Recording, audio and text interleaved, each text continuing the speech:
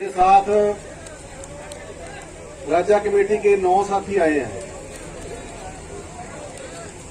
रविंदर सिंह जरामा खुर्द, ओम प्रकाश संघा, हमारे संगठन के जनरल सेक्रेटरी संदीप सवाज, लुदास,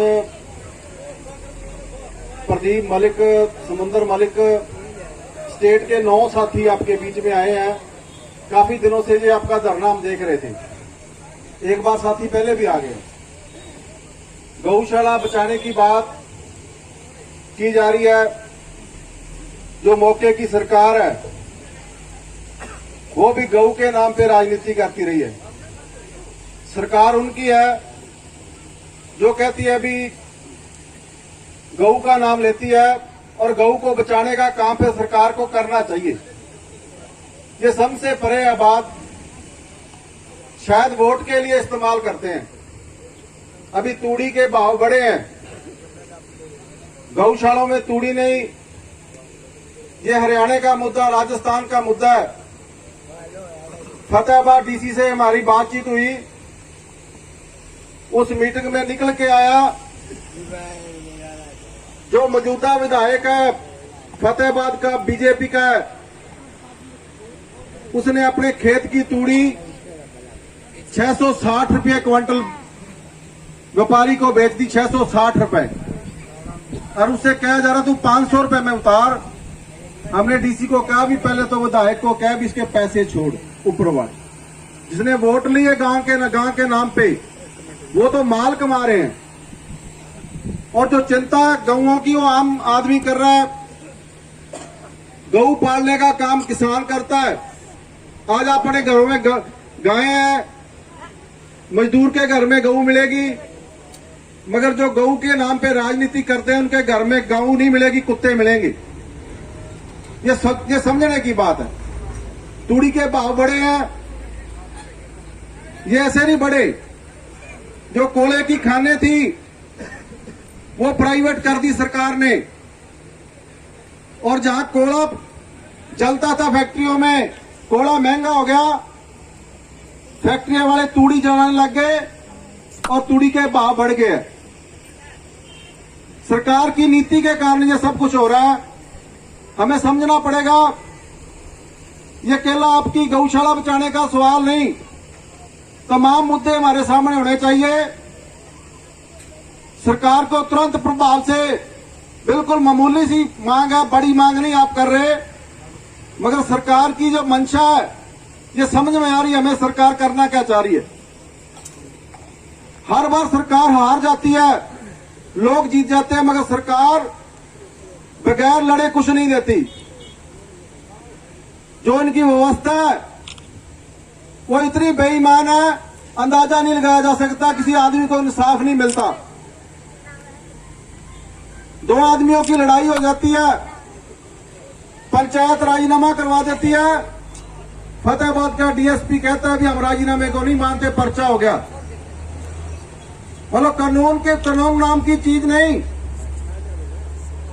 मामूली सी बात है। इतने दिन से आप एक ही मांग कर रहे हो।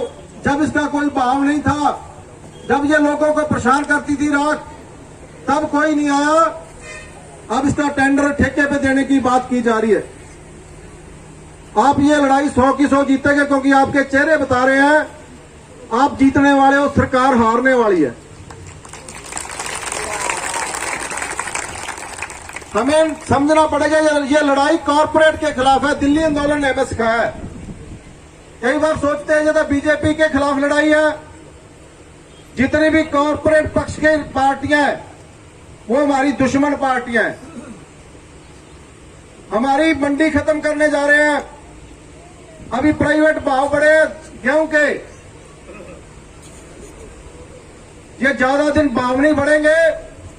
जब तक हमारी मंडियां चल रही है तब तक ये भाव बढ़ा के देंगे हमें, ताकि लोग मंडियों में जाना छोड़ जाए और मंडियां खत्म हो जाए।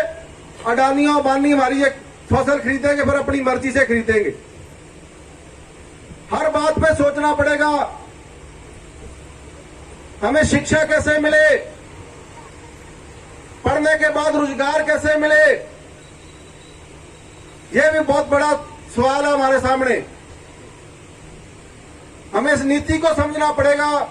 बहुत से लोग ये कह देते हैं शायद ये भाजपा चली जाएगी तो व्यवस्था ठीक हो जाएगी।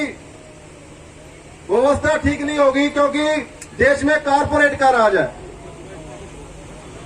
भगत सिंह और लड़ रहे थे, उन्होंने कहा था ऐसी व्यवस्था हम चाहते हैं।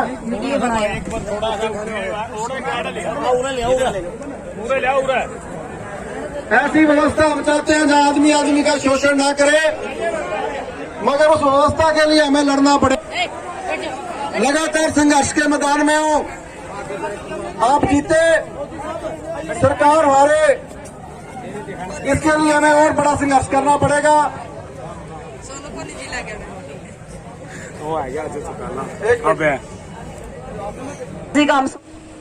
20 मई को सिरसा के अंदर हरियाणा भर की एक कन्वेंशन करने जा रहे हैं।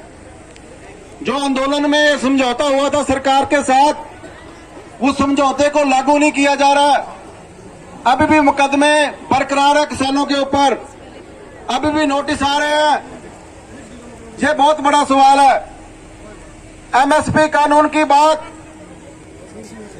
किसान मजदूर को कर्ज को मुक्त करने की मांग और गेहूं पर बोनस की मांग, इन तमाम मांगों को लेकर 20 मई को हम अपने संगठन पगड़ी संभाल जट्टा किसान संघर्ष समिति हरियाणा की तरफ से सिरसा की अनाज मंडी में एक बहुत बड़ी कन्वेंशन करने जा रहे हैं। इस कन्वेंशन में शहीद आजम सरदार भगत सिंह के भांजे प्रोफेसर जगमोहन सिंह आएंगे। अभी नाम आ रहा है पगड़ी